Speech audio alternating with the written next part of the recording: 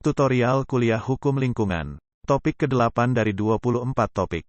Prinsip Hukum Lingkungan Internasional. Disediakan di channel Global Tutorial. Hukum lingkungan internasional didefinisikan sebagai seperangkat aturan hukum, a set of rules, yang terdiri dari prinsip-prinsip atau asas-asas maupun penjabarannya dalam ketentuan hukum untuk mengatur perlindungan dan pengelolaan lingkungan hidup yang bersifat lintas batas negara. Proses penyusunan perjanjian-perjanjian internasional di bidang lingkungan hidup berada di bawah naungan PBB yang dimulai sejak tahun 1972, dan terus-menerus dikembangkan sesuai dengan perkembangan tatanan sosial dunia dengan berbagai permasalahan lingkungannya. Tonggak-tonggak penyusunan perjanjian-perjanjian internasional tersebut ditandai dengan diadakannya konferensi-konferensi PBB di bidang lingkungan hidup pada tahun 1972, United Nations Conference on Human and Environment, yang diadakan di Stockholm, selanjutnya pada tahun 1992 yang diadakan di Rio de Janeiro, kemudian pada tahun 2002 yang diadakan di Johannesburg, Afrika Selatan. Kedepan tentu akan ada lagi konferensi-konferensi berikutnya untuk membahas persoalan lingkungan hidup sesuai dengan perkembangan keadaan yang ada. Dari hasil konferensi-konferensi yang diadakan tersebut di atas, telah dihasilkan perjanjian-perjanjian internasional di bidang lingkungan hidup, baik yang bersifat legally binding, mengikat secara hukum, atau berkarakter hard law, maupun yang bersifat non-legally binding atau berkarakter soft law. Perjanjian yang bersifat legally binding adalah perjanjian yang harus ditindaklanjuti dengan ratifikasi oleh negara, atau pernyataan pengikatan diri lainnya oleh suatu negara. Perjanjian yang bersifat non-legally binding atau bersifat soft law adalah perjanjian internasional yang tidak memerlukan ratifikasi oleh negara, karena perjanjian yang bersifat soft law sesungguhnya merupakan pernyataan sepihak oleh negara-negara tentang suatu hal yang mencerminkan kesadaran tertentu. Stockholm Declaration on Human and Environment. Deklarasi tersebut di atas secara singkat terkenal dengan nama Deklarasi Stockholm. Deklarasi ini memuat prinsip-prinsip yang menyerasikan kepentingan manusia dengan kepentingan perlindungan lingkungan. Deklarasi Stockholm, dilihat dari perspektif pendekatan legal positivism, merupakan perjanjian internasional yang bersifat non-legally binding. Di antara prinsip-prinsip yang dibangun dalam deklarasi itu, maka yang relevan terkait dengan pengembangan hukum lingkungan adalah prinsip 1. Prinsip 1 Deklarasi Stockholm 1972 memuat hak dan kewajiban manusia terhadap lingkungan hidup, dengan mengatakan, Man has the fundamental right to freedom, equality and adequate conditions of life, in an environment of equality that permits a life of dignity and well-being, and he bear a solemn responsibility to protect and improve the environment for present and future generations.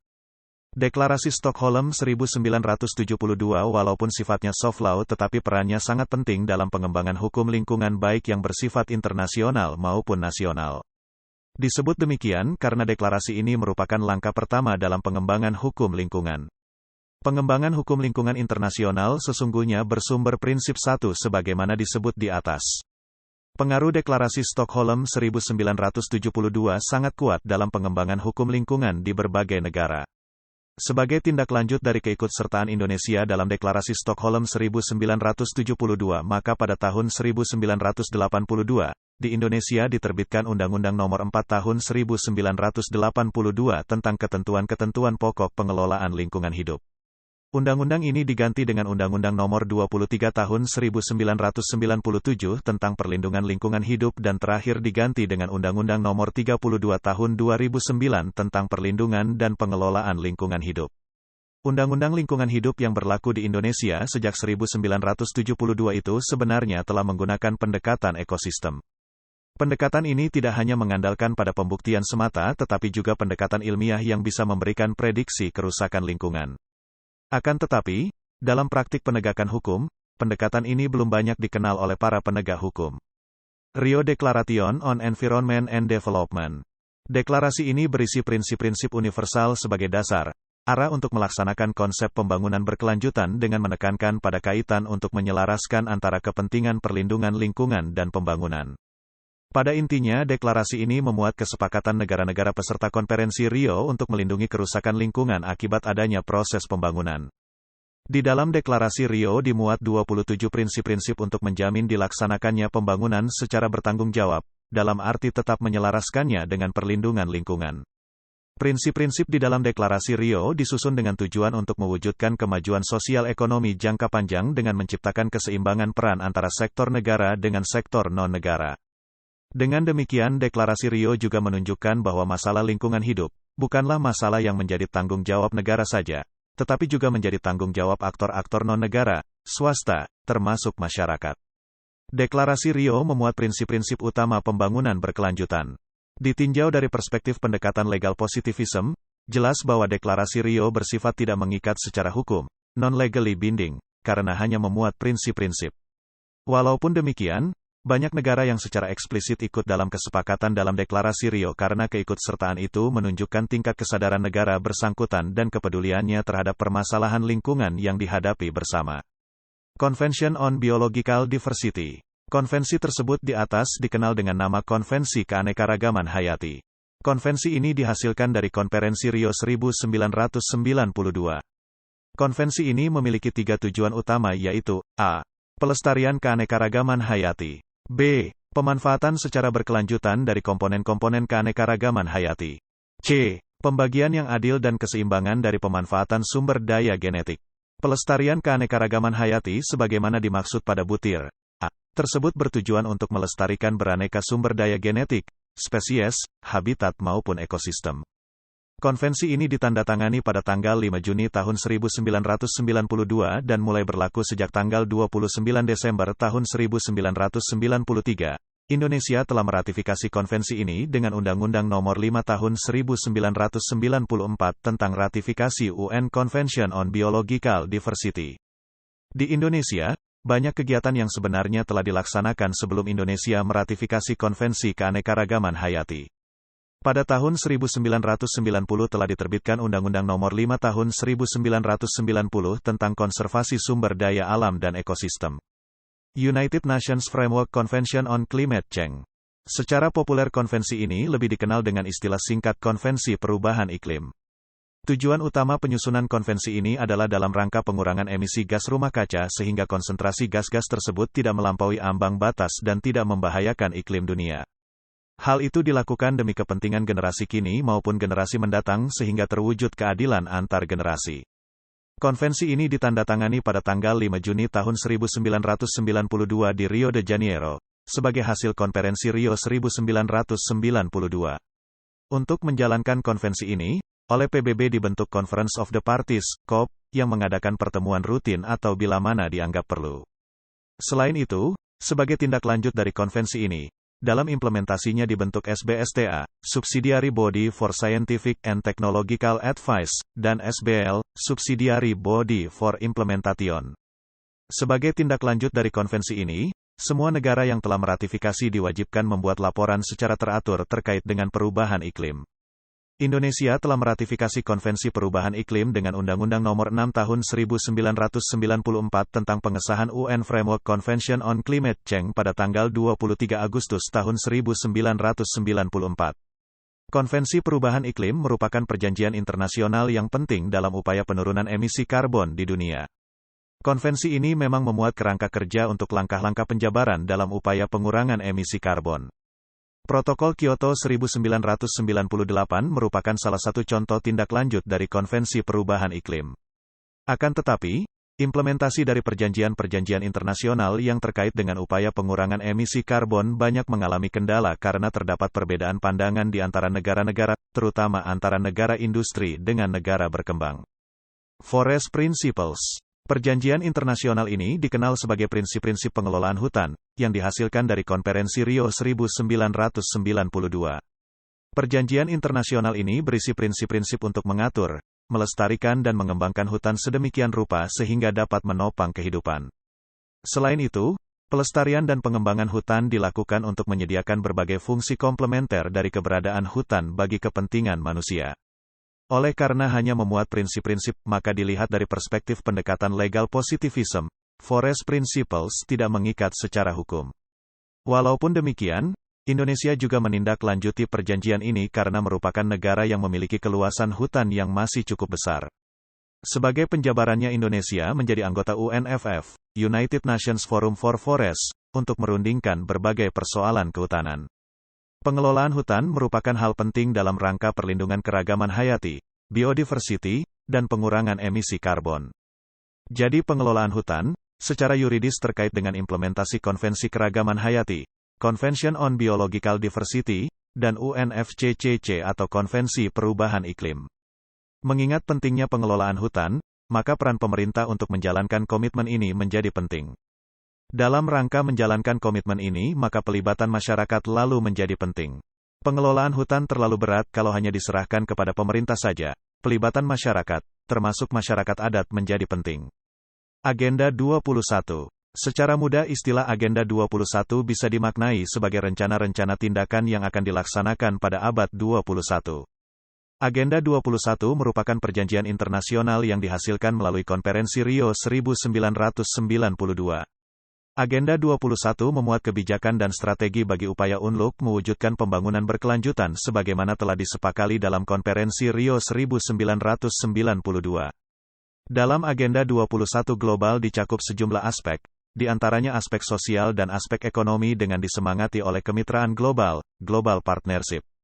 Garis besar kegiatan yang termuat di dalam Agenda 21 adalah pengentasan kemiskinan, penghapusan kelaparan, pemberantasan penyakit dan buta huruf, perubahan pola konsumsi di seluruh dunia. Agenda 21 juga memuat rencana kegiatan dan strategi untuk menghentikan kerusakan ekosistem demi kelangsungan hidup manusia. Kyoto Protocol to the UN Framework Convention on Climate Change. Dalam kajian hukum internasional, protokol merupakan salah satu jenis perjanjian internasional yang sifatnya melengkapi, menyempurnakan, menambah dari ketentuan perjanjian internasional yang telah berlaku sebelumnya, sesuai dengan perkembangan kebutuhan. Protokol Kyoto dihasilkan dari pertemuan ketiga Conference of Parties, COP, UNFCCC, pada bulan Desember tahun 1997. Demikian pula Protokol Kyoto, protokol ini mengatur kerangka kerja Konvensi Perubahan Iklim, yang dilengkapi dengan dua aneks. Aneks A, mengenai gas-gas rumah kaca yang terdiri dari CO2, CH4, N2O, CFC, PFC dan FC6. Selanjutnya Aneks B mengatur secara teknis tentang kategori energi, industri manufaktur. Kedua aneks ini memuat penghitungan pembatasan atau reduksi gas-gas rumah kaca yang menjadi komitmen para pihak. Protokol Kyoto ditandatangani di Kyoto, Jepang, pada tahun 1997 oleh 84 negara. Protokol Kyoto memuat tindak lanjut yang cukup rumit berkenaan dengan upaya pengurangan emisi gas rumah kaca. Ada dua syarat utama agar Protokol Kyoto mempunyai kekuatan hukum yang mengikat. Pertama, protokol ini harus diratifikasi oleh minimal 55 negara. Kedua, jumlah emisi total dari negara-negara yang disebut dalam Aneks I yang meratifikasi protokol, minimum 5,2% dari total emisi mereka pada tahun 1990. Protokol Kyoto berlaku efektif mulai tanggal 16 Februari tahun 2005. Melalui Protokol Kyoto ini ada 38 negara industri yang berkomitmen untuk mengurangi emisi gas rumah kaca antara tahun 2008 hingga 2012 hingga mencapai 5,2% di bawah tingkat gas rumah kaca mereka di tahun 1990. Indonesia meratifikasi Protokol Kyoto dengan Undang-Undang Nomor 17 Tahun 2004 tentang pengesahan Kyoto Protocol to the UNFCCC. Protokol Kyoto yang berakhir pada tahun 2012 tersebut memuat 3 mekanisme dalam mencapai tujuan utama menstabilkan konsentrasi gas rumah kaca di atmosfer bumi hingga mencapai batas aman. Ketiga mekanisme dipaparkan di bawah ini. 1. Joint Implementation merupakan mekanisme penurunan emisi gas rumah kaca melalui kerjasama negara-negara industri yang tercantum dalam Aneks I Protokol Kyoto. Negara-negara tersebut dapat mengalihkan pengurangan emisi gas rumah kaca melalui proyek bersama. Skema Joint Implementation hanya berlaku untuk negara industri dalam Aneks I. Dalam bahasa sederhana, skema ini juga hanya untuk negara yang tercantum dalam Aneks I. Jika pihak pertama tidak bisa mengurangi emisi karbonnya, pihak pertama ini boleh menjalin kerjasama dengan pihak kedua dalam sebuah proyek industri yang menekan emisi karbon. 2. Emission Trading merupakan mekanisme penurunan emisi gas rumah kaca melalui perdagangan emisi gas rumah kaca di antara negara industri yang tercantum dalam Aneks I Protokol Kyoto. Dalam hal ini negara industri yang emisi gas rumah kacanya di bawah ambang batas yang diizinkan, dapat menjual kelebihan jatah emisinya ke negara industri lain yang tidak dapat memenuhi kewajibannya. Dalam bahasa yang mudah, Emission trading ini memungkinkan terjadinya transaksi antar para pihak yang berhasil menekan emisi karbon dengan pihak lain yang tidak bisa memenuhi kewajiban serupa. Dengan membayar ke pihak yang bisa mengurangi emisi karbonnya dalam jumlah yang setara, pihak pembeli bisa terbebas dari target penurunan emisi. Akan tetapi, jumlah emisi gas rumah kaca yang diperdagangkan dibatasi agar negara pembeli emisi tetap memenuhi kewajibannya dalam penurunan emisi gas rumah kaca. 3. Clean Development Mechanism. Pasal 12 Protokol Kyoto menguraikan prosedur penurunan emisi gas rumah kaca dalam rangka kerjasama negara industri dengan negara berkembang. Mekanisme ini diharapkan membantu negara-negara sebagaimana disebut pada Aneks I mencapai target pengurangan emisi, dan negara-negara non-Aneks I dapat melaksanakan program pembangunan berkelanjutan. Mekanismenya, negara Aneks I melakukan investasi dalam program pengurangan emisi atau menyerap gas rumah kaca di negara berkembang. Hasilnya akan dihitung sebagai pengurangan emisi di negara Aneks I yang melakukan investasi tersebut. Melalui mekanisme yang ketiga ini, sebenarnya ada peluang kerjasama antar negara berkembang seperti Indonesia, yang tidak dibebani pengurangan emisi karbon dengan negara industri yang dibebani kewajiban menurunkan emisi karbon. Program Insentif REDD, Reducing Emissions from Deforestation and Degradation, REDD, yang diterjemahkan pengurangan emisi dari adanya deforestasi dan degradasi hutan. REDD merupakan skema insentif pembiayaan upaya pengurangan emisi gas CO2 melalui pendekatan konservasi dan kegiatan penanaman pohon untuk menyerap karbon yang berperan dalam perubahan iklim. Skema insentif REDD ini diusulkan oleh gabungan negara-negara berhutan tropis, Tropical Rainforest Countries, yaitu Brazil, Indonesia, Malaysia, Papua Nugini, Peru, Gabon, Meksiko, Kolombia, Costa Rica, Meksiko, Kongo, dan Kamerun pada tahun 2007. Melalui skema insentif REDD diharapkan dapat dikucurkan dana yang dapat dipergunakan untuk program konservasi hutan serta penanaman kembali untuk membantu penyerapan karbon. Jadi, melalui REDD ini gabungan negara-negara berhutan tropis itu menghendaki supaya ada insentif bagi negara-negara yang melakukan pengurangan emisi karbon dari sektor kehutanan. Secara logika, konsep REDD berbeda dengan kegiatan konservasi hutan pada umumnya karena REDD dikaitkan dengan insentif pendanaan untuk kepentingan konservasi dengan tujuan penyerapan gas CO2. Dengan adanya upaya penanaman kembali dan konservasi maka dihindari terjadinya deforestasi. Selanjutnya, upaya menghindari deforestasi itu harus diperhitungkan sebagai kredit. Program insentif REDD dilaksanakan atas dasar sukarela dengan prinsip menghormati kedaulatan negara. Program REDD ini dalam pelaksanaannya akan melibatkan peran Bank Dunia sebagai pemberi dana dan masyarakat adat sebagai pelaksana. Jadi, pihak masyarakat adat dapat diberi insentif pendanaan oleh Bank Dunia atas jasanya telah ikut serta dalam mengurangi emisi karbon karena kehidupannya telah banyak menyelamatkan hutan. Untuk kepentingan itu harus diajukan proposal terlebih dahulu kepada Bank Dunia dan selanjutnya akan dilakukan site visit oleh tim Bank Dunia untuk memastikan kebenaran peran itu. Perjanjian-perjanjian internasional tersebut di atas, terlihat saling terkait satu sama lain.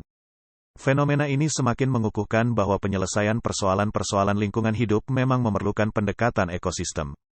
Perjanjian-perjanjian tersebut dilihat dari pendekatan legal positivism, ada yang bersifat hard law, legally binding, dan ada yang bersifat soft law, non-legally binding.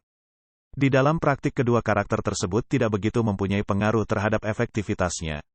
Kedua-duanya dalam praktek tetap sama-sama menjadi perhatian. Dari beberapa perjanjian internasional tersebut di atas, Indonesia telah meratifikasi dan menindaklanjutinya dengan berbagai peraturan pelaksanaannya. Hal yang disadari bahwa perjanjian-perjanjian internasional di bidang lingkungan tersebut di atas, mengamanatkan bahwa persoalan lingkungan hidup, bukan tanggung jawab semata-mata pada negara, tetapi juga tanggung jawab aktor-aktor negara, termasuk masyarakat.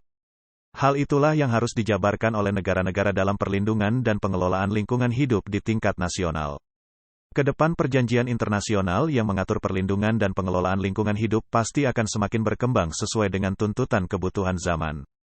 Demikianlah materi topik ke-8 tutorial kuliah hukum lingkungan. Channel Global Tutorial dipastikan sangat bermanfaat bagi siapa saja yang ingin menambah wawasan, termasuk mahasiswa perguruan tinggi negeri dan swasta manapun di Indonesia. Video tutorial juga dituturkan dan disubtitelkan agar dapat ditonton, dibaca sambil didengarkan. Jangan khawatir jika belum langsung paham. Untuk pemahaman yang lebih baik, putar dan dengarkan video ini berulang-ulang. Subscribe dan like, agar Anda mendapatkan update tutorial lainnya. Bagikan juga link video ini, agar teman lain juga mendapatkan manfaat channel ini. Sekian dan terima kasih. Sampai jumpa.